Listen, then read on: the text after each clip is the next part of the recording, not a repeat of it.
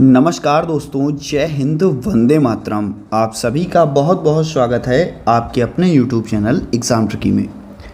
जैसा कि दोस्तों इस वीडियो में हम बात करेंगे हेयरिंग इम्पेयरमेंट के जो भी हमारे छात्र हैं, इनके सेकेंड ईयर के जो भी आपका पेपर नंबर 8 है, education of children with hearing and speech disabilities. तो आप सभी को दोस्तों पता है कि यूनिट 1 आपकी मॉर्निंग 8 बजे, यूनिट 2 को 11 बजे और यूनिट 3 को आपकी 2 बजे अपलोड कर दी गई थी। यूनिट 4 आपकी जो है वो 6 बजे अपलोड ये आपको देखने को मिल रही है और यूनिट जो 5 है वो रात को 9:30 पर आपको देखने को मिलेगी। हो सकता है नोटिफिकेशन आप तक ना पहुँचे तो आप प्लेलिस्ट में भी जा कर के वीडियो देख सकते हैं।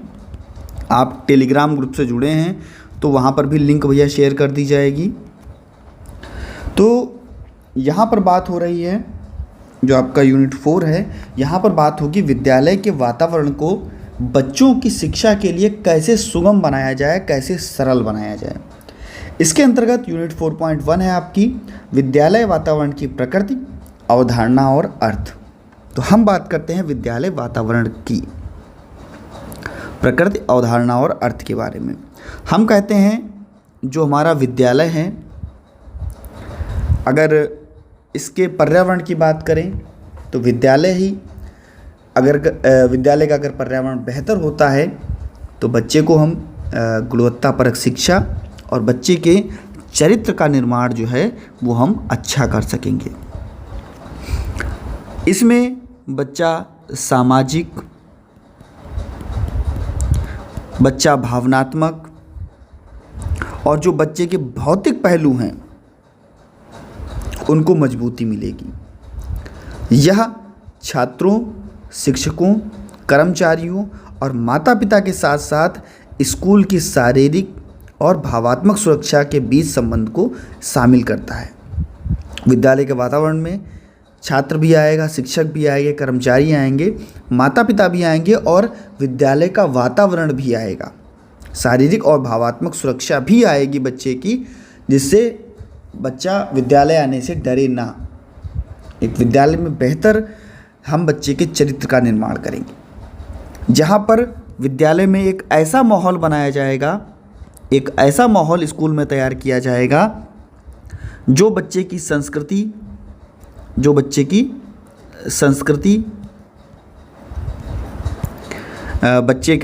बच्चे की नई नीतियाँ है ना, नई नीतियों प्रथाओं है ना, इनको आकार देता होगा। बच्चे की संस्कृति क्या है, बच्चे का नेतृत्व क्या है, बच्चे की नीतियाँ क्या हैं, बच्चे की प्रथाएं क्या हैं, इनको आकार देता होगा, इनको बनाता होगा।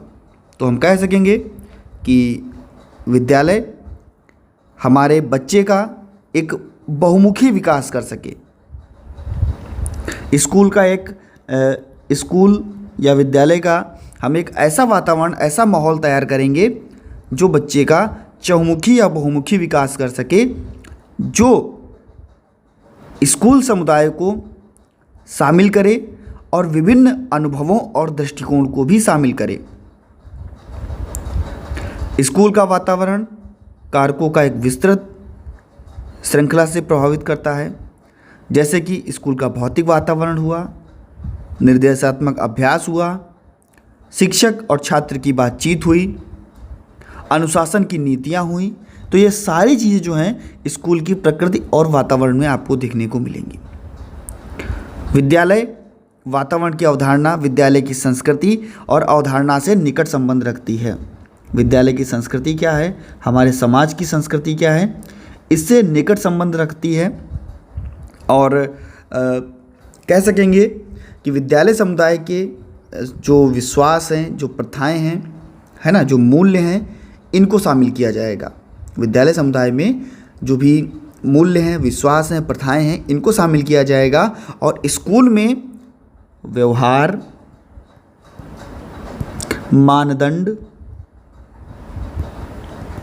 मानदंड और जो भी व्यवहारिक अपेक्षाएं होंगी उनको परिलक्षित किया जाएगा, उनकी ओर बच्चे को बेहतर बनाया जाएगा। विद्यालय वातावरण विद्यालय संस्कृति का एक महत्वपूर्ण घटक है, जहाँ पर ऐसे पर्यावरण जहाँ पर बच्चे का गुणवत्ता और चरित्र का निर्माण हो सके। कुल मिला के हम ये कह सकते हैं कि विद्यालय में बच्चा सकारात्मक संबंधों को, खुले संचार को, विकास के लिए जो भी साझा है उसको, उसकी विशेषताओं को देता है। दूसरी ओर नकारात्मक विद्यालय वातावरण भय, अविश्वास, अलगाव, ऐसी विशेषताएं भी देखने को मिलती हैं जो छात्रों के शैक्षिक और सामाजिक भावात्मक विकास को प्रभाव डालती हैं। जब नकारात्मक विद्यालय अगर वातावरण बनाया जाएगा तो बच्चे में भय होगा, बच्चे में अविश्वास होगा, बच्चे में अलगाव होगा। लेकिन यहीं पर अगर हम बच्चे का सकारात्मक व्यवहार या सकारात्मक दृष्टिकोण अपनाएं तो वहाँ पर क्या होगा, विद्यालय का वातावरण बनाएं तो वहाँ पर बच्चा बेहतर सीखेगा, बेहतर कर सकेगा और उसको सुरक्षा महसूस होगी। वहाँ पर बच्चा जो भी सकारात्मक प्रभाव है वो बच्चे पर पड़ेंगे। कुल मिलाकर हम ये कह सकते हैं कि विद्यालय में बच्चे की शैक्षिक उपलब्धियाँ, बच्चे का मानसिक स्वास्थ्य, बच्चे का कल्याण महत्वपूर्ण प्रभाव डालता है। स्कूलों के लिए आवश्यक है कि समावेशन और समुदाय की भावना को बढ़ावा देने की नीतियाँ और प्रथाओं का कार्यान्वयन किया जा सके, जहाँ पर बच्चे का एक सकारात्मक स्कूल वातावरण जो है वो प्राथमिकता दिया जाए, जहाँ पर बच्चे को एक पॉजिटिव चीज़ें जो हैं वो सिखाई जाए, सकारात्मक वातावरण बच्चे के लिए बनाया जाए। ये आपको 4.1 में विद्यालय की प्रकृति और अवधारणा के बारे में बताया गया। अब हम बात करेंगे आपका 4.2 में, तो यहाँ पर हम कहेंगे कि स्कूल के माहौल के आयाम क्या हैं। स्कूल के माहौल के आयाम, विद्यालय के माहौल के आयाम क्या हैं। तो हम कहेंगे कि विद्यालय में सभी बच्चों का एक कह सकेंगे कि अच्छा वातावरण बना करके गुणवत्ता और चरित्र का निर्माण किया जा सकता है। समय समय पर बच्चे का आकलन किया जाएगा और स्कूल का जो माहौल होगा वहाँ पर बहुआयामी अवधारणा के रूप में हम इसको देख सकते हैं, जहाँ पर बच्चे की सुरक्षा की बात की जाएगी, जहाँ पर बच्चे के संबंधों को बढ़ाया जाएगा, जहाँ पर शिक्षण और सीखने पर क्रिया होगी, शिक्षण और सीखने पर क्रिया होगी, जहाँ पर सामाजिक भावनात्मक वातावरण बनाया जाएगा, सामाजिक भावनात्मक वातावरण बनाया जाएगा और संस्थागत वातावरण बनाया जाएगा। तो हम कह सकते हैं कि स्कूल के वातावरण में छात्र और कर्मचारी शारीरिक और भावात्मक रूप से सुरक्षा महसूस करते हैं। ऐसी सुरक्षा होनी चाहिए जहाँ पर प्रत्येक छात्र और प्रत्येक शिक्षक और कर्मचारी सभी को ऐसा लगे कि यहाँ पर हम सुरक्षित हैं।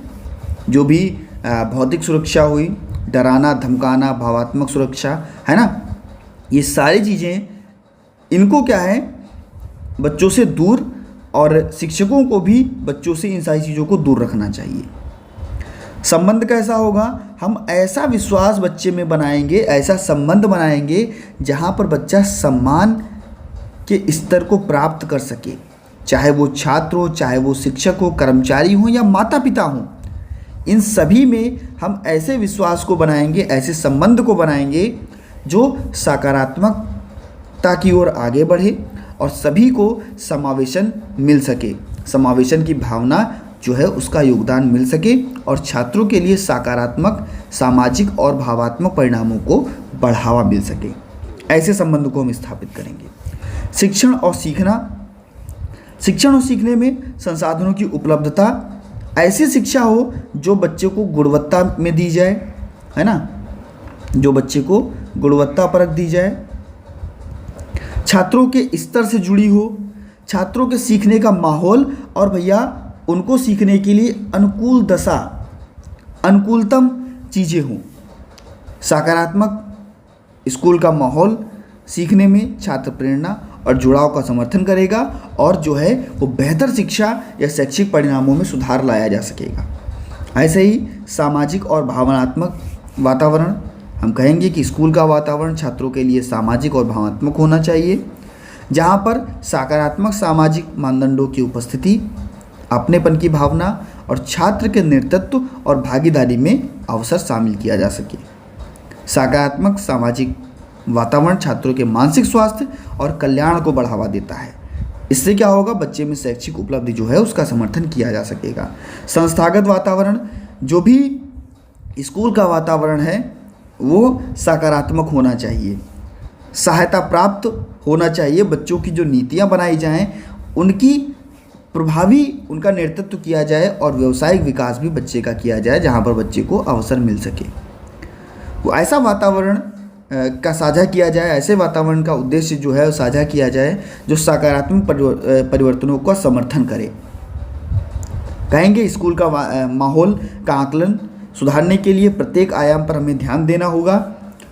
विद्यालय कहाँ पर समन्वित दृष्टिकोण अपना रहा है, समुदाय के सभी सदस्य यहाँ पर शामिल हैं या नहीं हैं, या सकारात्मक विद्यालय वातावरण देकर के विद्यार्थी को एक अच्छा वातावरण जहाँ पर बच्चे का शैक्षिक, सामाजिक और भावनात्मक विकास हो सकेगा, है ना। हमें ऐसे वातावरण का निर्माण कराना है। अब हम बात करते हैं आपके 4.3 की, और 4.3 आपका क्या कहता है। 4.3 आपका कहता है कि विद्यालय वातावरण को प्रभावित करने वाले कारक, विद्यालय वातावरण को प्रभावित करने वाले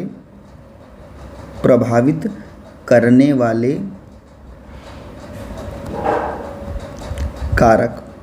तो हम इस पर अब बात करेंगे कि आखिरकार विद्यालय वातावरण में कौन कौन से ऐसे कारक हैं जो विद्यालय वातावरण को प्रभावित करते हैं। यहाँ पर दोस्तों हम कहेंगे कि विद्यालय का वातावरण जब भी हम बनाएंगे तो वहाँ पर जो भी व्यक्तिगत, पारस्परिक और जो भी सकारात्मक वातावरण होता है उसको बनाया जाता है, लेकिन कुछ ऐसे भी कारक होते हैं जो विद्यालय वातावरण को प्रभावित करते हैं। जो विद्यालय का माहौल बनाया जा रहा है, जो भी सकारात्मक या सहायक स्कूल वातावरण की रणनीतियाँ जो बनाई जा रही हैं, इन कारकों के द्वारा प्रभावित होती हैं। जैसे नेतृत्व में आपका क्या होगा कि जो भी विद्यालय का सकारात्मक विद्यालय वातावरण बनाया जाएगा, इसमें नेतृत्व में संचार, सहयोग, साझा निर्माण, इनको प्राथमिकता दी जाएगी। बच्चे का संचार, एक दूसरे से कम्युनिकेशन कर सके, है ना, और कह सकेंगे कि बच्चा एक दूसरे के प्रति सहयोग की भावना उत्पन्न कर सके, है ना, अपने चीज़ों को साझा कर सके, ये प्राथमिकता दी जाएंगी। वे स्कूल के कर्मचारियों और छात्र जो भी होंगे, क्या किया जाएगा, इनकी समुदाय की भावना होगी, इसको प्रतिबद्ध किया जाएगा। लेकिन यही सकारात्मक व्यवहार, यही दृष्टिकोण, इसके अगर प्रतिरूप काम किया जाए, बच्चे को वातावरण ना दिया जाए, विश्वास और समावेशन अगर बच्चे का ना किया जाए, सकारात्मक वातावरण ना बनाया जाए, तो क्या होगा कि बच्चे का जो वातावरण है वो प्रभावित होगा, विद्यालय का वातावरण प्रभावित होगा और इसके अनुरूप चीज़ें होंगी, इससे अलग चीज़ें होंगी, पृथक चीज़ें होंगी। ऐसे ही आपका होगा विद्यार्थी व्यवहार। विद्यार्थी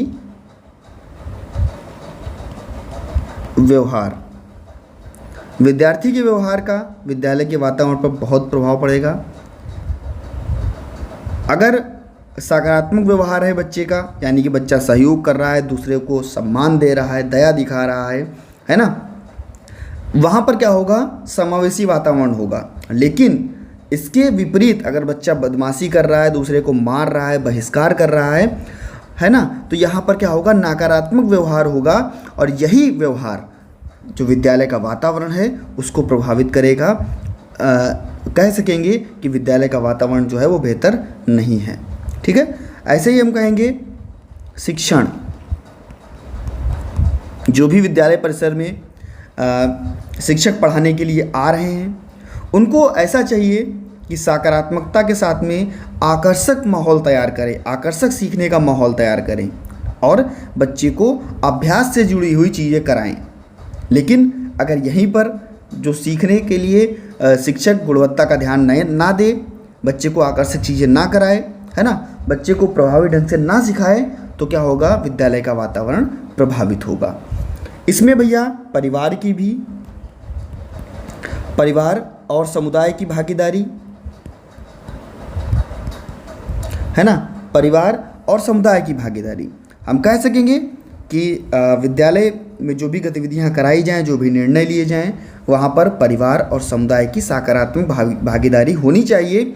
एक ऐसा माहौल बनना चाहिए कि जहां पर परिवार और समुदाय के सभी व्यक्ति, माता पिता, है ना, सभी विद्यालय में शिक्षा से लगी हुई चीज़ों को समझ सके और बच्चे को भी वहां पर भेज सके। लेकिन अगर इन्हीं चीज़ों में, समुदाय में या परिवार में, माता पिता में अगर सफलता कह सकते हैं कि सफलता का निवेश नहीं किया गया विद्यालय के द्वारा, या विद्यालय में परिवार और समुदाय के लोग नहीं गए, तो यहाँ पर भैया विद्यालय का जो वातावरण है वो प्रभावित होगा। क्योंकि जब माता पिता को विद्यालय बच्चे को ले ही नहीं जाना होगा, ऐसा समुदाय ही नहीं होगा जो ये कहे कि भैया हम बच्चे को पढ़ाने के लिए विद्यालय ले जाएंगे, तो क्या होगा, बच्चा पिछड़ापन महसूस करेगा और विद्यालय का वातावरण जो है वो भी प्रभावित होगा, है ना। कुछ परिवार के लोग ऐसे भी होते हैं जो विद्यालय में प्रतिदिन खड़े रहते हैं अपनी नासमझी के कारण, है ना, तो ऐसा भी देखने को मिलता है।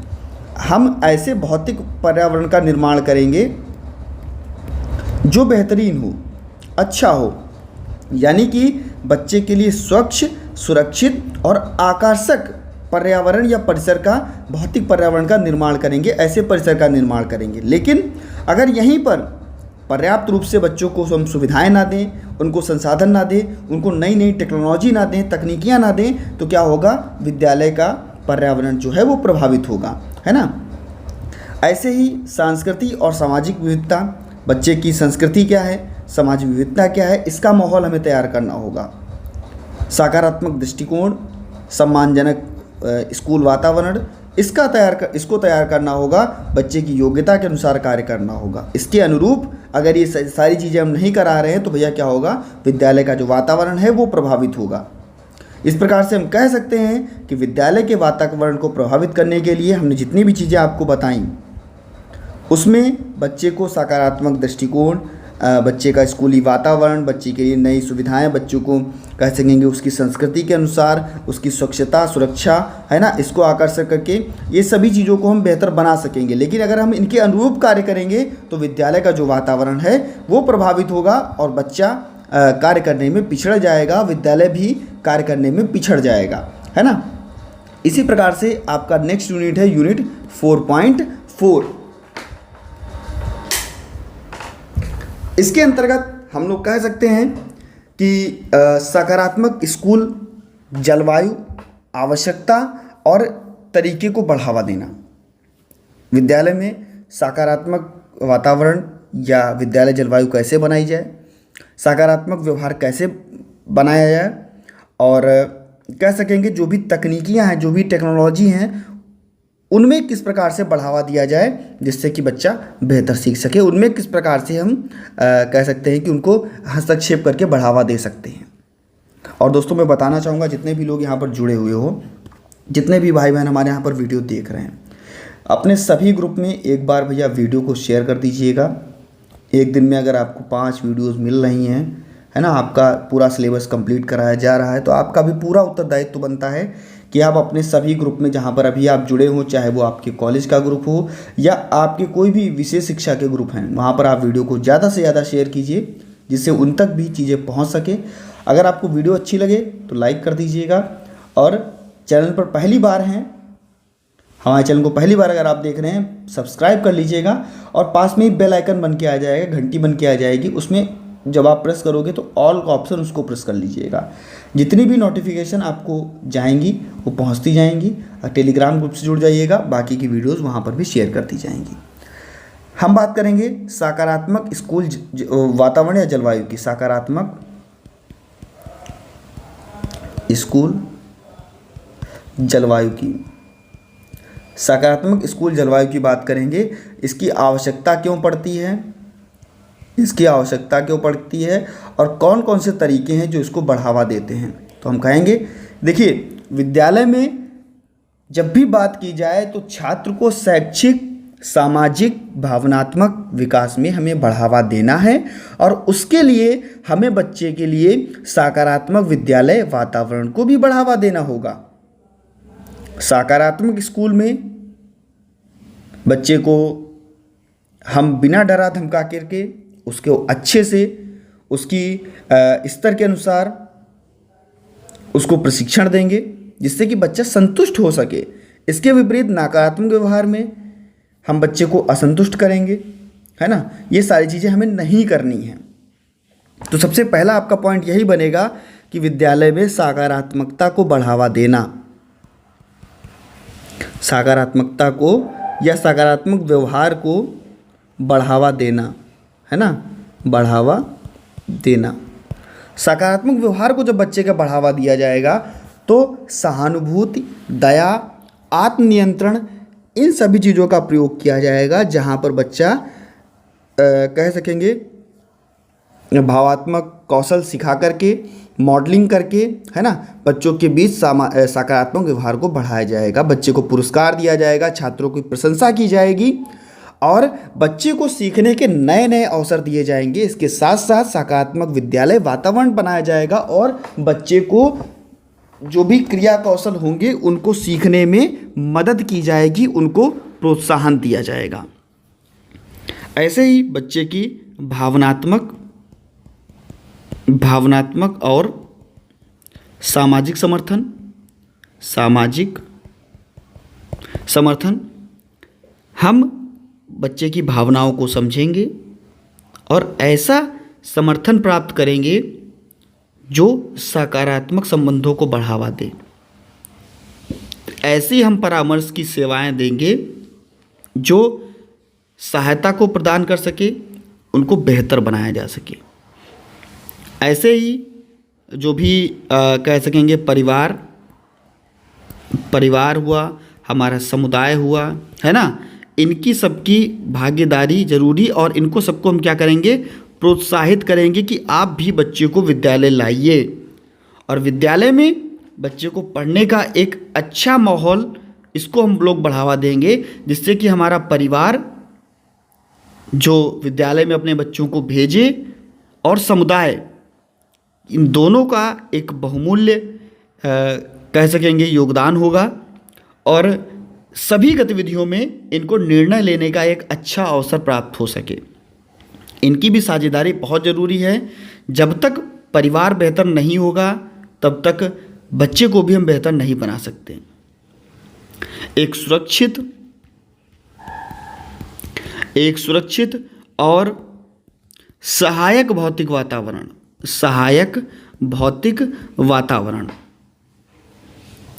इसके अंतर्गत हम ऐसे संसाधनों, ऐसे प्रौद्योगिकी को देंगे, बच्चे को ऐसी स्वच्छ और सुरक्षित वातावरण देंगे, भौतिक चीज़ें देंगे जिसको हम अनुकूल करके बच्चे को बेहतर सिखा सकें, सकारात्मक विद्यालय वातावरण को बढ़ावा मिल सके और यह सुनिश्चित कर सके कि बच्चे खेल के मैदान में, साफ स्वच्छता में अच्छी तरह से कार्य कर रहे हैं या नहीं, और यह भी ध्यान दें कि उनकी योग्यता क्या है और उनकी जो चीज़ें हैं उनको अनुकूल बनाया जाए।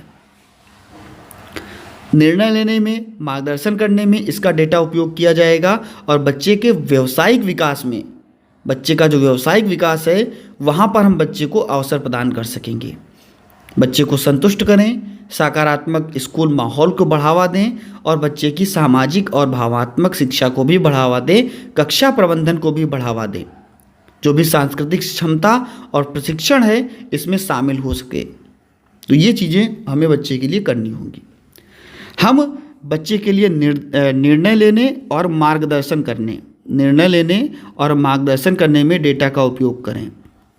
यहाँ पर कह सकेंगे कि जो भी डेटा है, पहचान करने का, संबोधित करने का, रणनीति बनाने का, छात्रों की शैक्षिक, व्यवहारिक और स्कूल का जो डाटाबेस है इसको एकत्रित किया जाए। इससे जो स्कूल में नीतियाँ बनाई जाएँ, प्रथाएं बनाई जाएँ, उनको सुनिश्चित किया जाए। बच्चों की सकारात्मक विद्यालय में इसको बढ़ावा मिल सके, सामाजिक समर्थन मिल सके, बच्चों को एक भागीदारी मिल सके, साथ ही साथ परिवार और समुदाय को भी प्रोत्साहित किया जा सके। जो भी शिक्षक पेशेवर हैं, है ना, इनका भी विकास हो सके, और जो भी निर्णय लेने की क्षमता है, डाटा एकत्रित करने की क्षमता है, छात्रों के शैक्षिक और सामाजिक भावात्मक विकास हैं, इनका समर्थन हो सके। तो इस प्रकार से हम बच्चे को बेहतर बना सकते हैं। इसके बाद में हम बात करते हैं विद्यालय परिसर में, है ना, इसके बाद में हम बात करते हैं 4.5 की, जहाँ पर बात करते हैं बाधा मुक्त वातावरण की, है ना, बाधा मुक्त वातावरण की, यानी कि barrier free environment, barrier free environment. जब भी बैरियर फ्री इन्वायरमेंट की बात करता है तो हम कहते हैं कि जो हमारे विशेष आवश्यकता वाले बच्चे हैं, इनके लिए हम लोग बाधा मुक्त वातावरण का प्रयोग करते हैं। इनकी शारीरिक, इनकी संज्ञानात्मक, है ना, इनकी क्षमता को देखते हुए इनको भागीदारी करने का एक अवसर मिलता है, और जो भी बाधाएं हैं इनको दूर करने का हम प्रयास करते हैं। बच्चा अगर सीखने में कोई बाधा उत्पन्न कर रहा है, बच्चा शारीरिक बाधाएं उत्पन्न कर रहा है ना, बच्चा सामाजिक बाधाएं उत्पन्न कर रहा है, भौतिक बाधाएं उत्पन्न कर रहा है, तो विद्यालय परिसर में हम इन सभी बाधाओं को दूर करेंगे। कहेंगे सबसे पहले हम बात करते हैं बच्चे की व्यवहारिक बाधाओं की, व्यवहारिक बाधाओं की। इसमें बच्चे का जो नकारात्मक दृष्टिकोण है, विश्वास, पूर्वाग्रह, है ना, जो लोगों में दिव्यांग व्यक्तियों के प्रति है, भाई हमारा समाज जो है वो ऐसे व्यवहार करता है दिव्यांगों के प्रति, काफ़ी भेदभाव रखता है, रूढ़िवादिता रखता है, और विश्वास, है ना, पूर्वाग्रह जो चला हुआ आ रहा है कि ये बच्चे कुछ नहीं कर सकते। तो ये सारी चीज़ें हमें क्या करना होगा, दूर करना होगा, और दिव्यांगों को अवसर और अनुभवों की सीमितता दिखानी होगी, उनके जो अवसर है उनको भी बढ़ाना होगा। शिक्षा प्रशिक्षित जागरूक बच्चों को सकारात्मक दृष्टिकोण, इन सभी चीज़ों की आवश्यकताओं को बढ़ाया जाएगा और बच्चे की व्यवहारिक बाधाओं को दूर किया जाएगा। दूसरा है बच्चे की भौतिक बाधाएं।